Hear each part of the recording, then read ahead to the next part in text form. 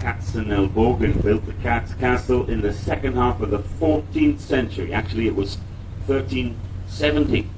Cat's Castle was used as a bastion, a military base to protect Rheinfels Castle, and together they formed a fortified bulwark with a barrier for levying of the river tolls. Due to its intentionally chosen location on the mountain ridge, Cat's Castle could not possibly be conquered from the valley. Only after the invention of firearms did Cat's Castle have to be substantially reinforced. It was also upgraded as a bastion against Mouse Castle, still visible, of course. In 1479, as the family line of Counts of Katzenelbogen died out, and after the succession of long-lasting disputes on heritage, Cat's Castle, like Rheinfels Castle, was besieged, demolished, rebuilt and extended several times. Even though repairs had been made by 1800, Napoleon blew up Cat's Castle in 1806. In 1896, District Administrator Berg acquired Cat's Castle to reconstruct it as close as possible to the original design.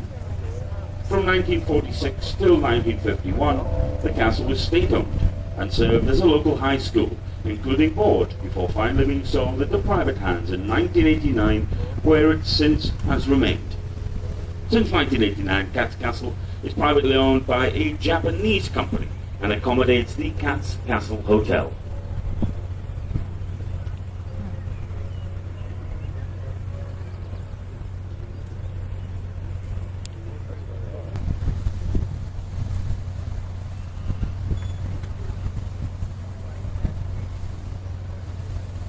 So here we have these pontoons. You can see on the right hand side a motor coach with about 6 or 8 cars there on a little ferry system that's going to come across the river to the other side where there is a red car awaiting, and they'll make their way up the pontoon and they can get from side to side here in Savoord. Otherwise they'd be travelling 35-40 kilometers back to Koblenz to cross the bridge to come back up the other side.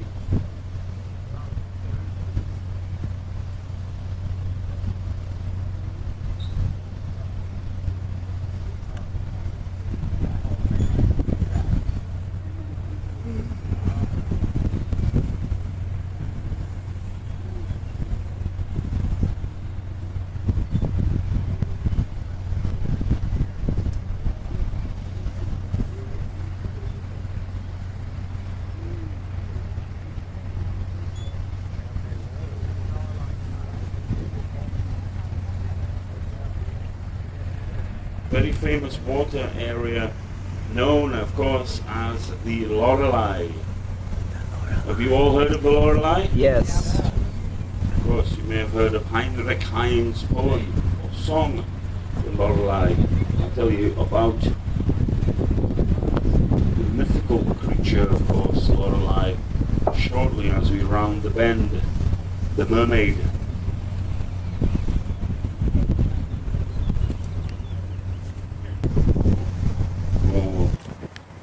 You will in a moment.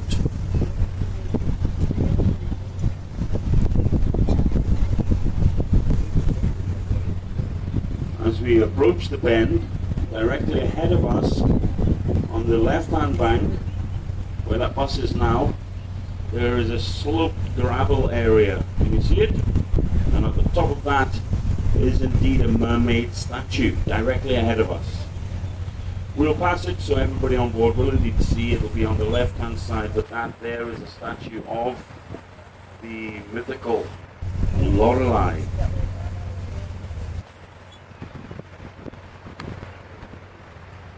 And high up on the mountainside, on the edge of the left-hand side, they're not fluttering very well today, but there are 3 flag posts high up on the cliffside, which is actually on the left bank. 3 flag posts directly ahead of us, right on the corner. Right on the corner. Right up there. That is indeed the Lorelei Rock.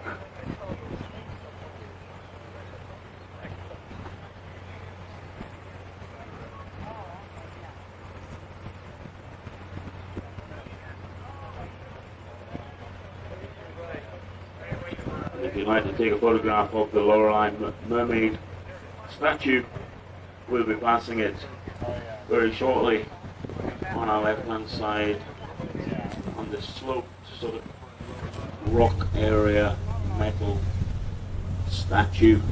Somebody stood next to it, I think, at the moment.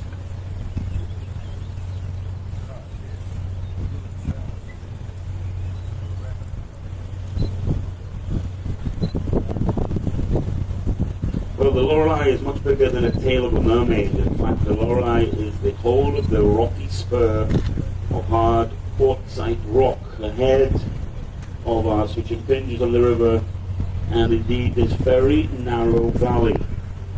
The Lorelei rock is 433 feet high, and the river here is at its very narrowest, just some 370 feet. The concentrated currents are so strong it's eroded the riverbed to a depth of more than 90 feet. And until recently, rocks extended from the spur of the Lorelei into the river, but these rocks have been removed by a mixture of drilling and dynamiting. To make matters worse, the river executes sharp bends here, and the captains have to contend with the whirlpools and dangerous cross-currents. There's a statue there of Lorelei. Lorelei, the mermaid. A lovely camping area on our right-hand side, very popular, and they have picked a fantabulous weekend. All throughout the year, from March to November, this campsite is indeed occupied, and today they are certainly taking advantage of this beautiful weather, as we all are. I hope that we are wearing sun cream also, because it's warm. So up there high, you can see people stood and 3 flags up on the left-hand side. This is the Lorelei, and with everything mentioned in mind, it's not surprising that a legend should grow up of a young enchantress who lured sailors to their doom here. One is led to believe the Lorelei used to sit and sing. She must have had a very powerful voice to be heard down on the river below, but everyone knows Heinrich Heine's famous poem about the Lorelei, but do you know the background? Well, Heine had been jilted by his cousin. You heard that correctly. And then had no more success with her sister. Heartbroken, he poured his grief into half a dozen or so rather maudlin poems, of which the Lorelei was one.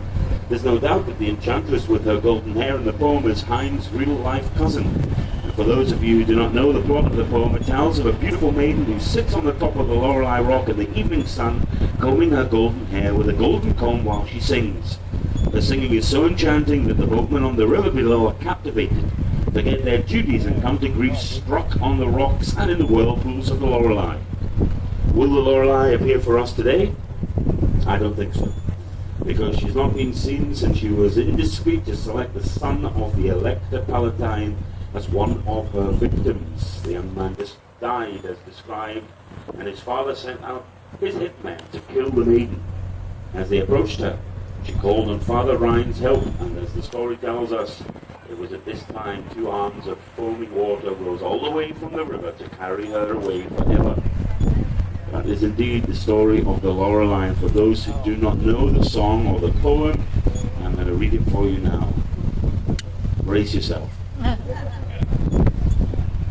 I wonder why I am so weary, what's making me so depressed.